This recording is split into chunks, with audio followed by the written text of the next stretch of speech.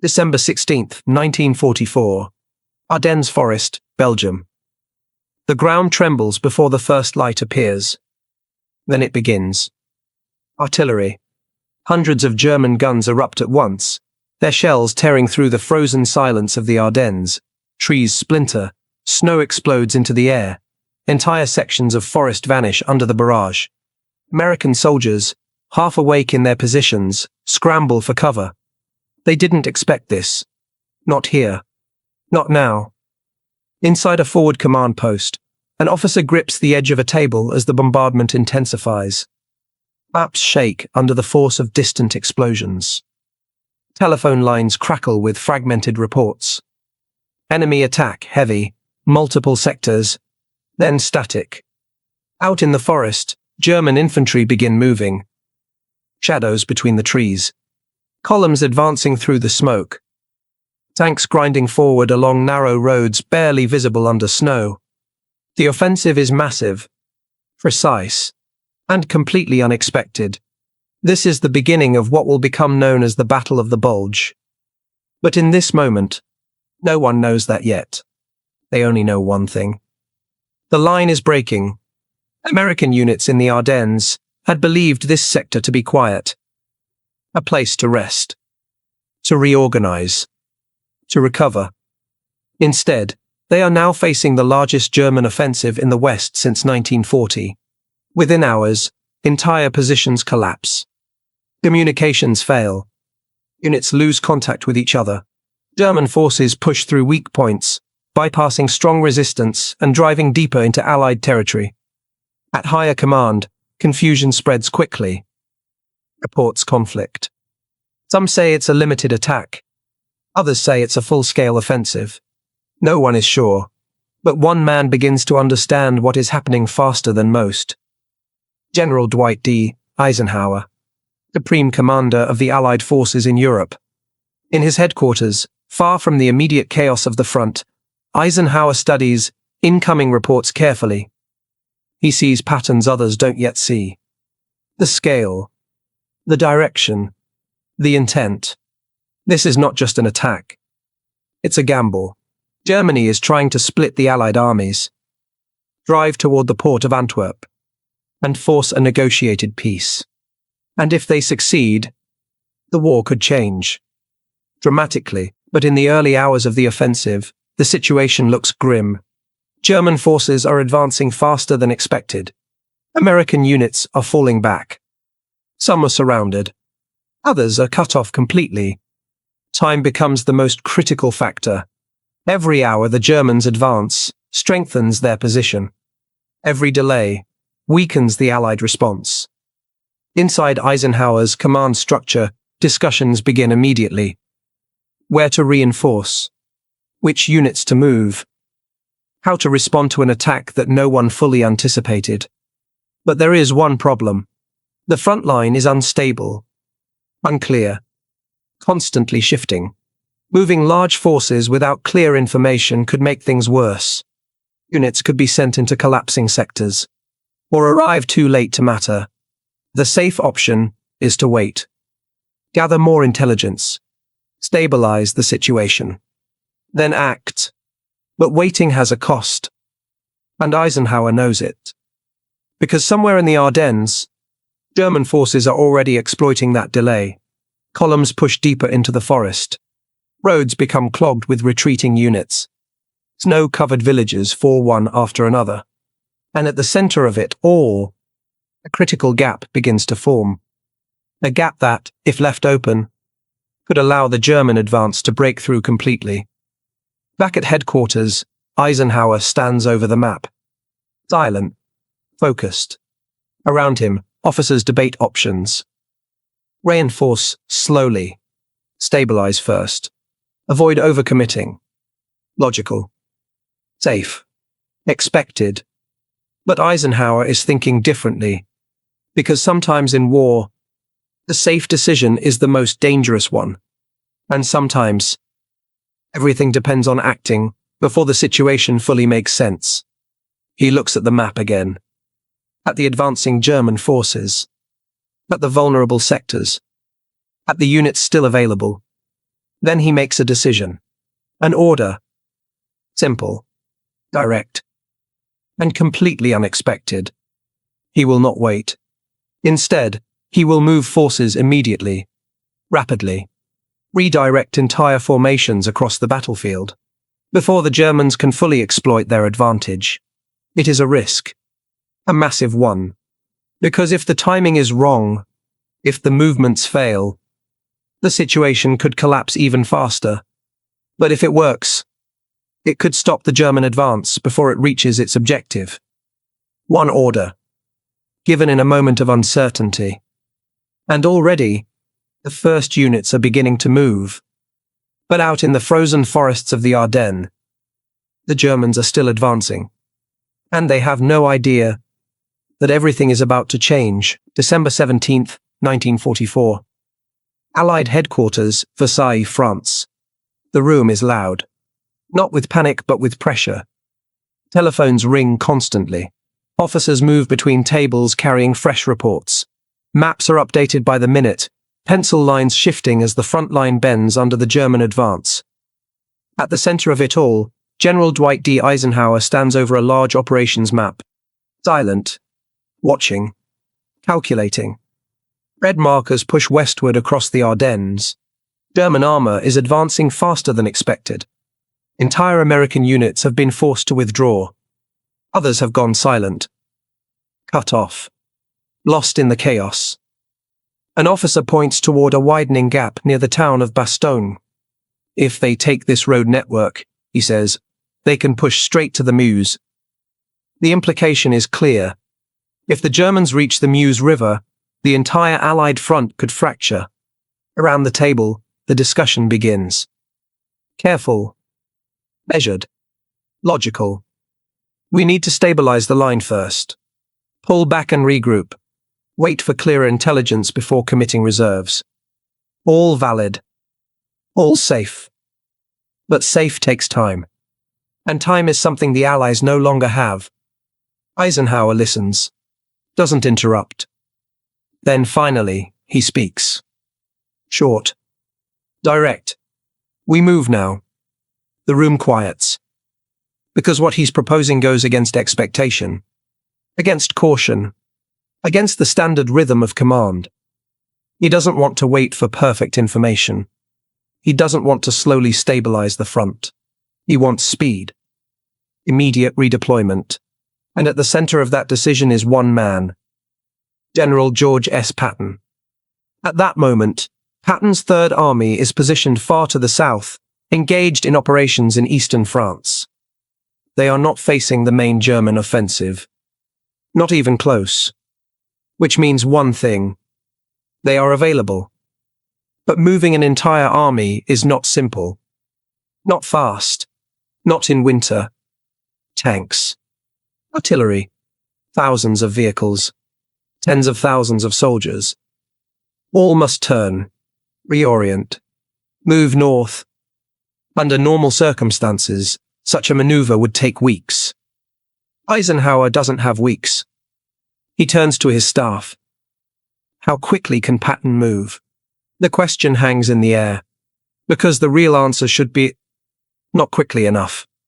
But Eisenhower already knows something about Patton.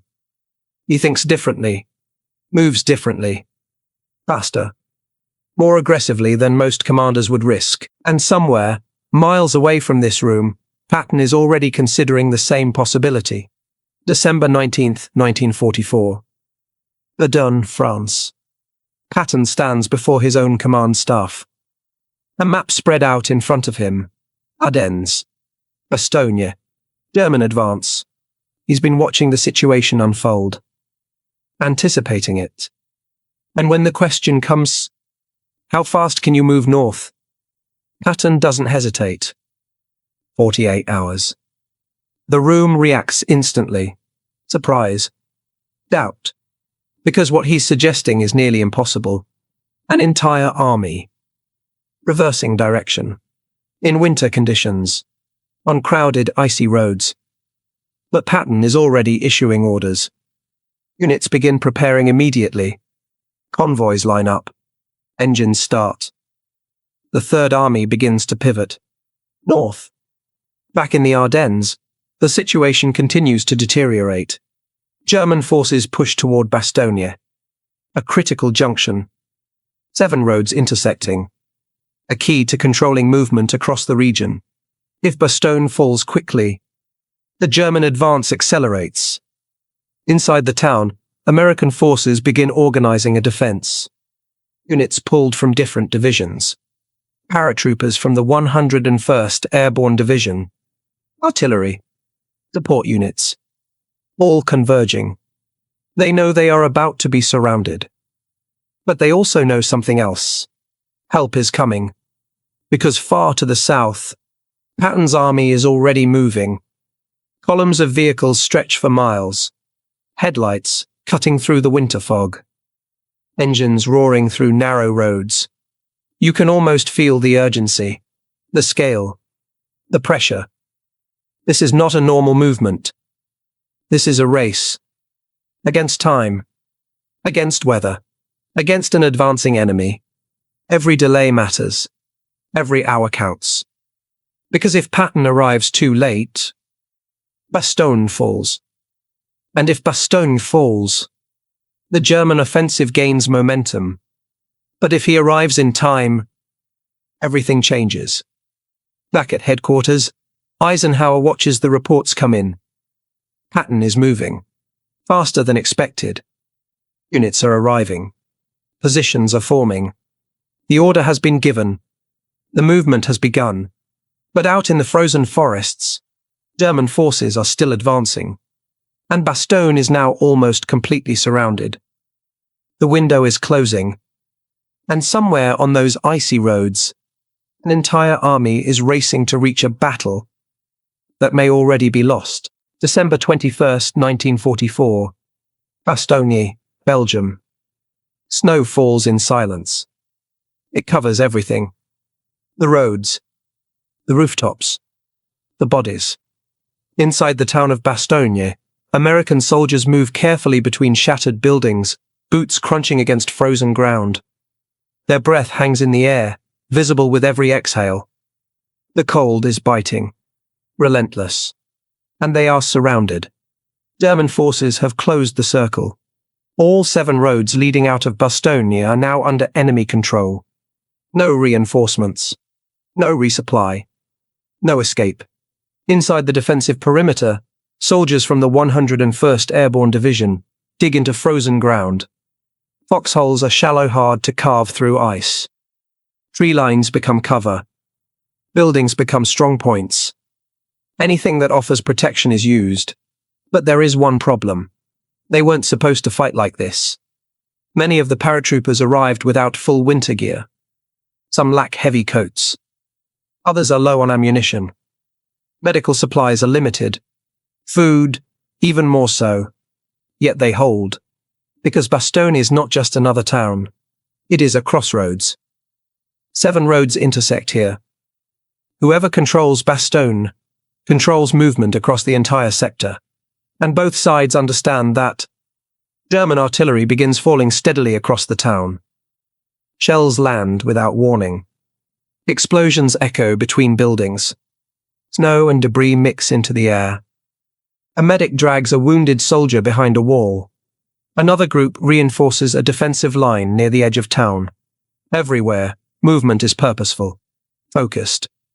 Because hesitation here is fatal. At the edge of the American perimeter, German infantry begin probing attacks. Small at first. Testing. Looking for weakness. They find resistance. Immediate. Machine guns open fire. Rifles crack through the cold air. Artillery answers from behind the lines. The Americans are outnumbered. Undersupplied. Surrounded. But they are not breaking. Hours pass. Then more. The attacks grow stronger. More coordinated. German armor begins appearing beyond the tree lines. Tanks moving cautiously through the snow. Their engines low. Controlled. Inside Bastogne, tension builds. Because the defenders know something critical. They are buying time. Time for Patton's army to arrive. Time for the order given days earlier to take effect. But time is running out. December 22nd, 1944. Midday, a small group of German officers approaches under a white flag. They carry a message. Inside the American command post, Brigadier General Anthony McAuliffe reads the demand. Surrender. The message is clear. The situation is hopeless. Further resistance will result in complete destruction. The room is quiet. Officers wait for a response. McAuliffe looks up, thinks for a moment, then replies with a single word. Nuts. Confusion spreads among the German officers. They don't understand. But the meaning becomes clear soon enough. The Americans are not surrendering. Not now. Not here. Outside, the fighting intensifies. German forces launch coordinated assaults on multiple sides of the perimeter. Infantry push forward under covering fire. Tanks attempt to break through defensive lines. But the defenders hold. Every position contested. Every advance slowed. Because even surrounded, they are not defeated. Night falls again over Bastogne. The temperature drops further. Wounded soldiers lie in makeshift shelters, some without proper medical care. Ammunition is counted carefully. Every round matters. Food is rationed. Water is scarce. Yet still, they hold. Because somewhere beyond the snow, beyond the forest, Patton's army is still moving. Closer now, fighting through resistance, through ice-covered roads, through time itself. Back in Bastogne, the defenders can't see them, can't hear them, but they know. If the relief doesn't arrive soon, the circle will close completely. And even the strongest defense cannot last forever. December 23rd, 1944, Southern Ardennes, Belgium, 6:20 m. The engines struggle to start. Cold has settled deep into the machinery overnight. Oil thickens. Metal contracts. Some vehicles refuse to turn over at all. But the orders remain unchanged. Move. Columns of the U.S. Third Army stretch across narrow, ice-covered roads, their headlights cutting through the pale morning fog. Trucks, tanks, artillery, everything that can move is already moving. North, toward Bastogne. You can almost feel the strain. Engines roaring under pressure, tires slipping on frozen surfaces, drivers gripping steering wheels tightly, guiding massive vehicles along roads barely wide enough to hold them.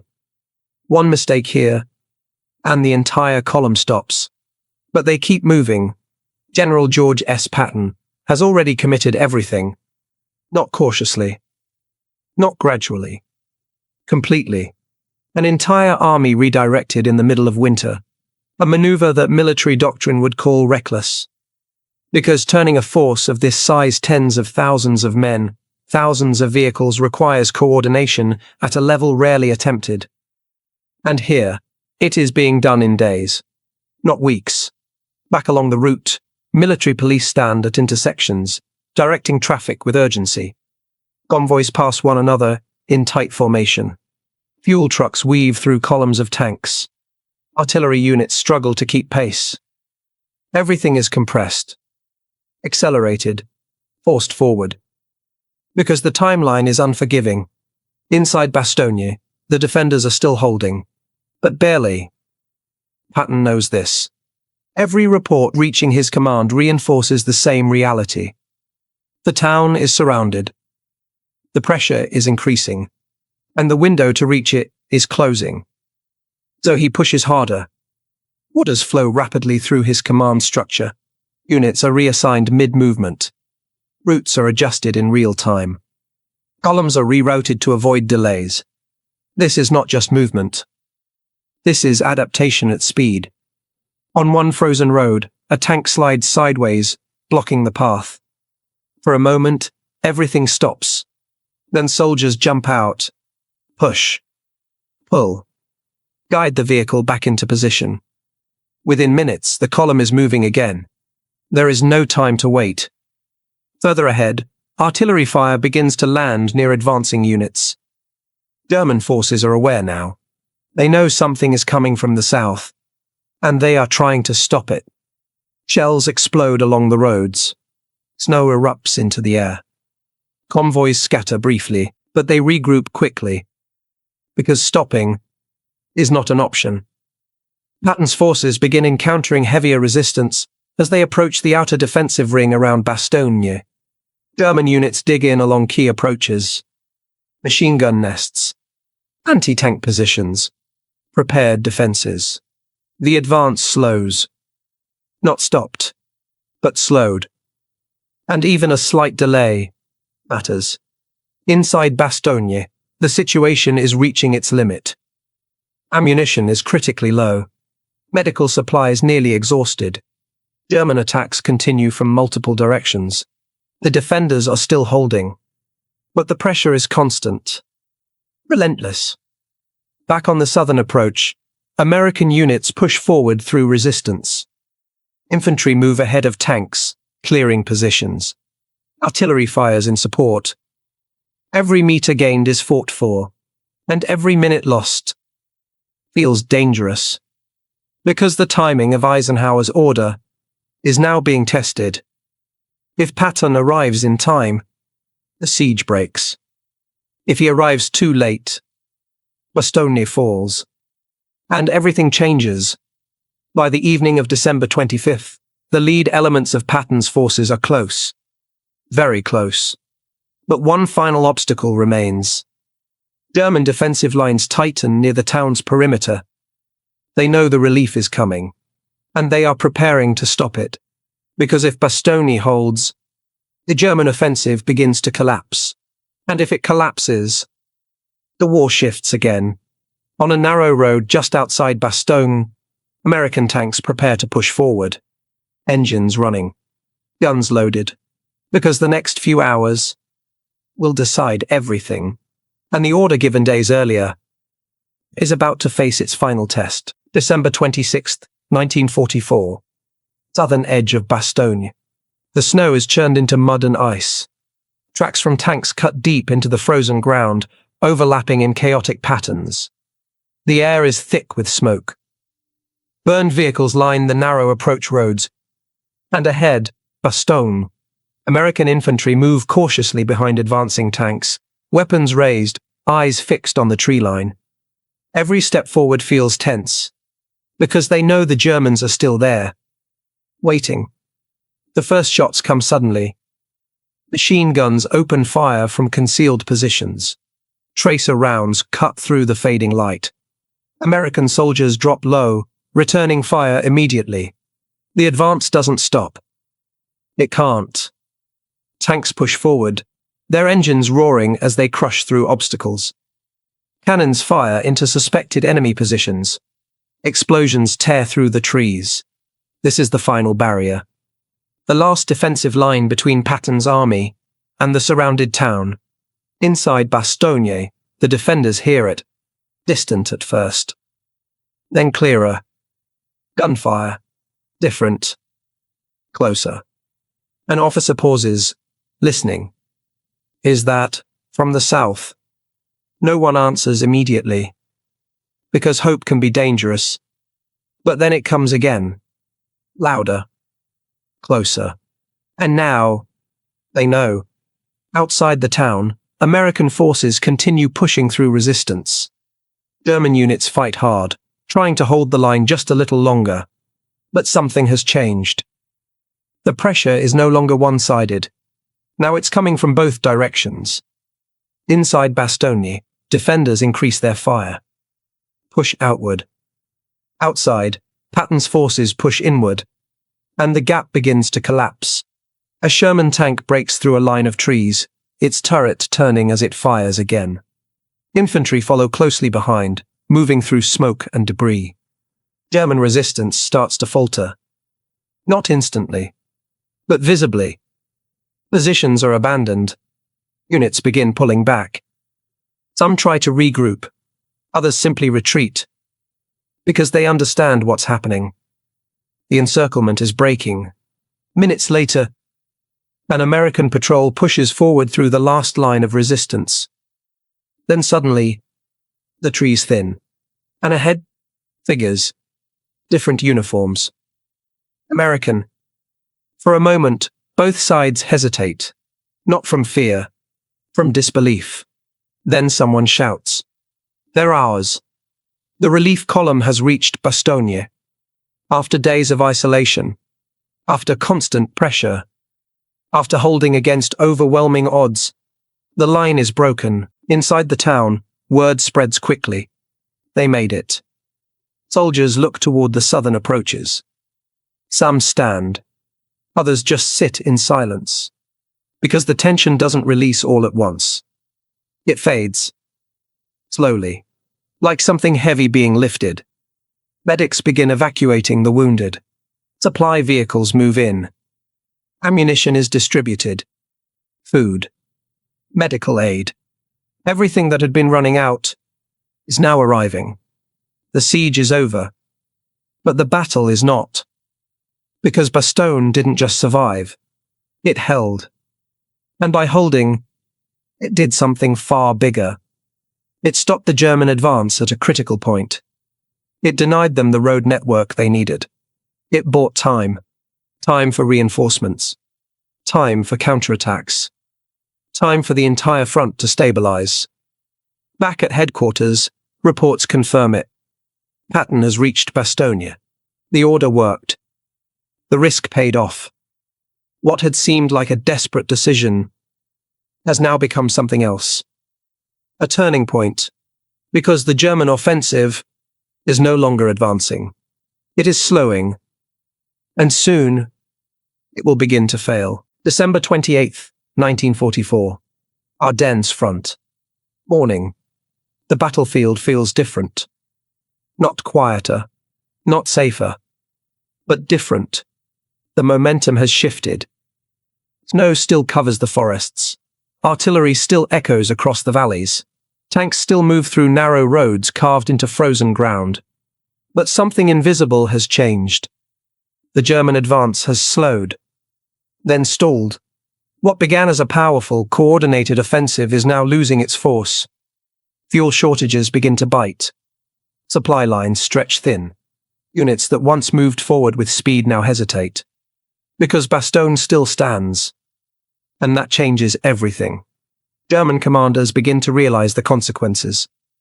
The plan had depended on speed, on capturing key road junctions quickly, on pushing forward before the Allies could react. But the reaction came faster than expected, because of one decision, one order, given in a moment when waiting would have been safer. General Dwight D. Eisenhower chose not to wait. He chose movement, speed, risk. And General George Patton executed that decision with precision that few thought possible. Together, that choice reshaped the battlefield. Instead of reinforcing slowly, the Allies struck the problem directly.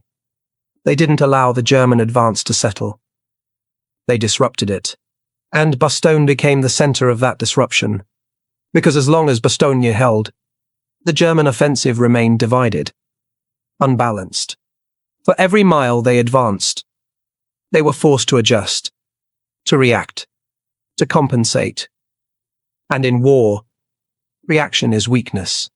The offensive begins to collapse from within. Allied air power returns as the weather clears. Fighter bombers strike German columns along exposed roads. Fuel convoys burn. Vehicles are abandoned. Artillery pressure increases. Counterattacks begin pushing German units back. What was once a powerful surge forward is now a slow retreat. The bulge in the Allied line, the shape created by the German advance, begins to shrink, day by day, position by position, until the front line stabilizes again. The Battle of the Bulge is not over yet, but its outcome is no longer uncertain, because the moment that mattered most has already passed. The moment when a single decision determined how the rest of the battle would unfold, and that decision was not made under perfect conditions. It was made in uncertainty, with incomplete information, with risk, with pressure, the kind of decision that defines commanders, and sometimes defines wars. Months later, Allied forces would cross into Germany. The Western Front would collapse. The war in Europe would move toward its final chapter. But the chain of events that led there can be traced back to a map, a moment, an order, one choice to act instead of wait. And in that choice, everything changed.